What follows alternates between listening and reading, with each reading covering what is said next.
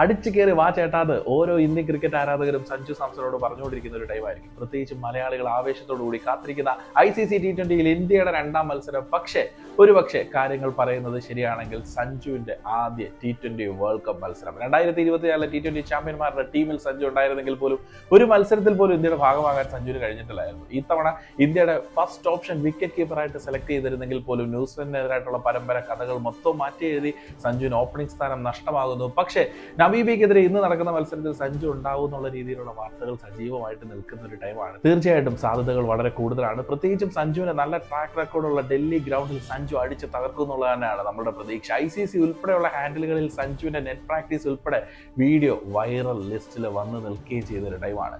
സഞ്ജു തകർക്കട്ടെ എന്നുള്ളത് തന്നെയാണ് നമ്മളുടെ ഒരു ആഗ്രഹം. കൺസിസ്റ്റൻസി ഇല്ലായ്മ സഞ്ജുവിന്റെ ഒരു വലിയ പ്രശ്നമാണെന്നുള്ള ആരോപണങ്ങൾ ശക്തമായി എല്ലാ ദിക്കുകളിൽ നിന്ന് വരുന്ന സമയത്തും സഞ്ജുവിന് കൺസിസ്റ്റന്റ് ആയിട്ടുള്ള അവസരങ്ങൾ കിട്ടിയിട്ടുണ്ടോ എന്നുള്ളതും വലിയൊരു ചോദ്യമാണ്. ഒരു താരത്തിന്റെ ആത്മവിശ്വാസം വളരുന്നതിൽ അത് എത്രമാത്രം ഇമ്പോർട്ടന്റ് ആണെന്ന് ഓർക്കാവുന്നത് മാത്രമാണ്. ഒരു വലിയ എക്സാമ്പിൾ പറയാം. സൗത്ത് ആഫ്രിക്കയ്ക്കെതിരെ ഗൗതം ഗംഭീറും സൂര്യകുമാർ യാദവും സഞ്ജുവിന് കൃത്യമായ അവസരങ്ങൾ നൽകിയപ്പോൾ സഞ്ജുവിന് മിന്നും പ്രകടനത്തോടുകൂടി ആ ഒരു T20 ഓപ്പണിംഗ് സ്ഥാനം ഉറപ്പിക്കാൻ കഴിഞ്ഞിരുന്നു. പക്ഷേ അവിടെ നിന്ന് മികച്ച ഫോമിൽ നിൽക്കുന്ന സമയത്താണ് ബാക്ക് ടു ബാക്ക് അവസരങ്ങൾ നഷ്ടമാകുന്നത്, ഗില്ലെത്തുന്നത്, പലയിടങ്ങളിൽ കളിക്കേണ്ടത് വന്നത്.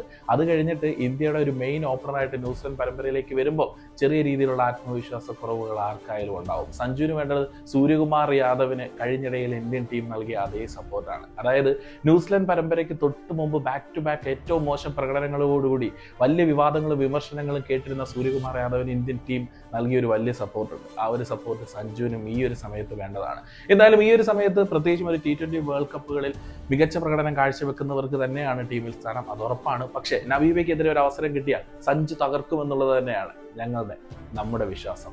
മലയാളികളുടെ വിയർപ്പ് തുന്നിയിട്ട കുപ്പായം, മലയാളികളുടെ ക്രിക്കറ്റ് സ്വപ്നങ്ങൾക്ക് വഴിവെട്ടിയെടുക്കുന്ന സഞ്ജു സാംസൺ ഇന്ന് ഡൽഹിയിൽ വീണ്ടും വഴിവെട്ടിയെടുക്കട്ടെ, ഗംഭീര പ്രകടനം കാഴ്ചവെക്കട്ടെ.